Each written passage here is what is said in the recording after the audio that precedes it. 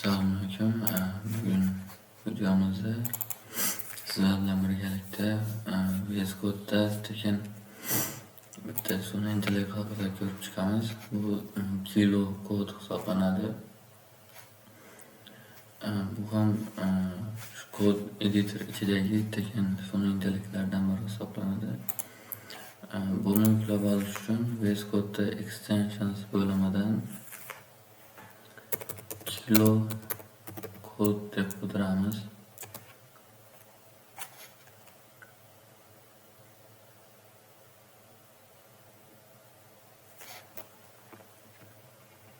Mana shu yerda chiqqan eng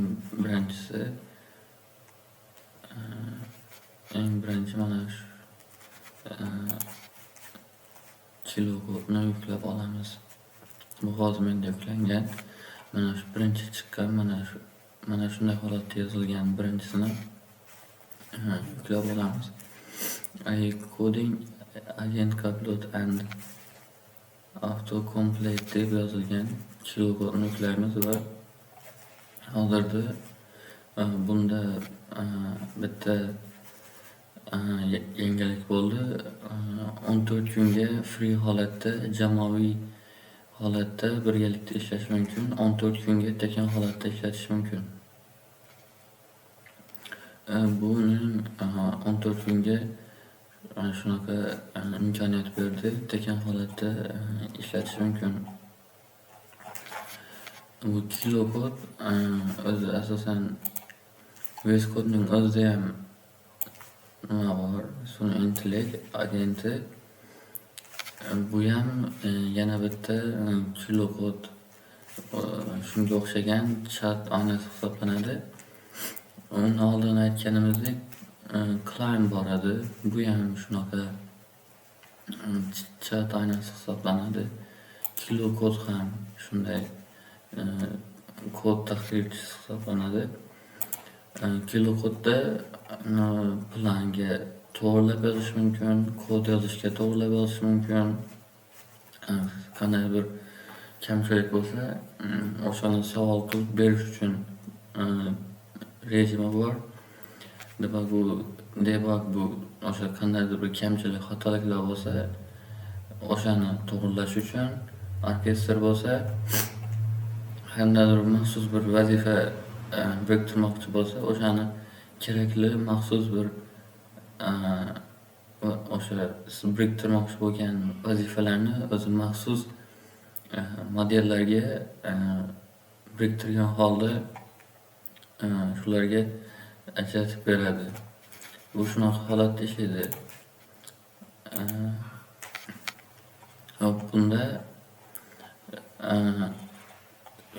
sun'iy intellektlar bor deyarli hammasi, faqat ichida hozir bu auto free, ya'ni tekin holatdagilari ulangan.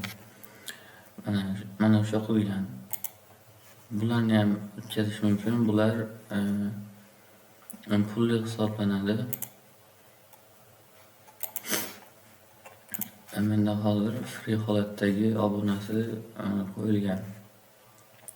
Menda hozir shu holatda free tekin obunasida ishlaydi.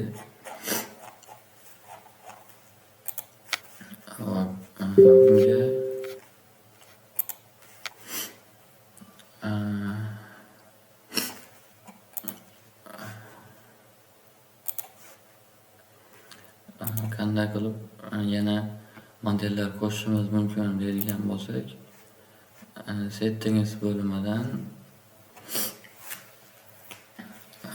providers bo'limiga kirib, shu yerda mana OpenAI, Anaconda, ChatGPT bor, Google bor, OpenRouter bor. O'shalarni qo'shib olishimiz mumkin. Ya'ni o'sha OpenAI, Anthropic,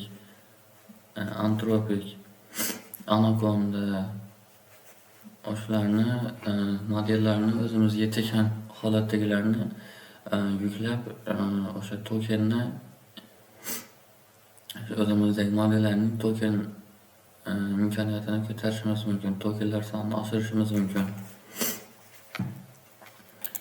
Bu tokenlarni ko'rish bo'yicha yana bitta dars qilaman. Unga alohida qilib qaysi saytdan kirib, uni qanday yuklaymiz, uni qanday modellarni yuklab olib, uni qanday kilo kodga biriktiramiz va tokenni qanday qilib oshirishni alohida bir video qilib chiqaraman. O'shandan ko'rib olish mumkin. Bugungi videomiz asosan shu kilo kod haqida edi. Bu ham bir o'sha chat oynasiga o'xshagan clientdek ishlaydigan, ya'ni o'sha tekin sun'iy intellekt hisoblanadi. Shu tekin sun'iy intellektlardan bittasi mana client kilo kod. Shu bugungi videomiz shundan iborat edi. Men ko'rsatmoqchi bo'lgan ma'lumot shulardan iborat. Rejalari savol javob uchun, kod uchun, plan uchun, maxsus vazifalarni asosiy modellarga biriktirish uchun. Mana bu yerda modellarni tekin yoki pullik obunalari, modellar shularni ko'rish qismi.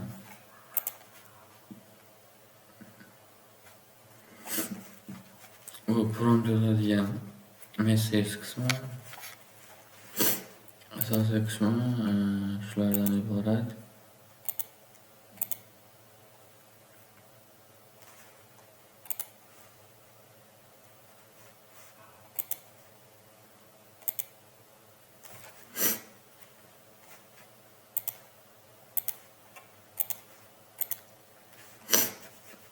Albatta kilo kodga kirganda u login so'raydi. Login kiritish albatta kerak bo'ladi. Ya'ni o'sha o'zingizda bor bo'lgan bitta Gmail orqali uni login qilib ro'yxatdan olib qo'ygan yaxshi.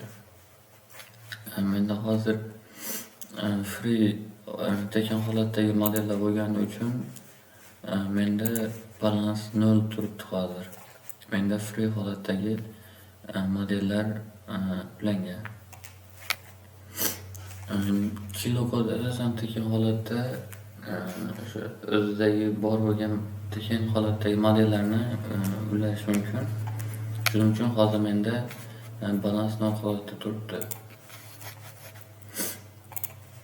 Bugungi videomiz shu edi. Keyingi videoda albatta shu VS Code'ga modellarni ulab, shu modellarni tokenni oshirish darajasini qanday qilamiz, kilo kodga qanday ulamiz, shular haqida ko'rib chiqamiz. Bizni kuzatishda davom eting. Shunaqa sun'iy intellekt bo'yicha qanday yangiliklar bo'lsa kanalimizga joylab boramiz. Shunday yangi xabarlarda xabardor bo'lib turishingiz mumkin.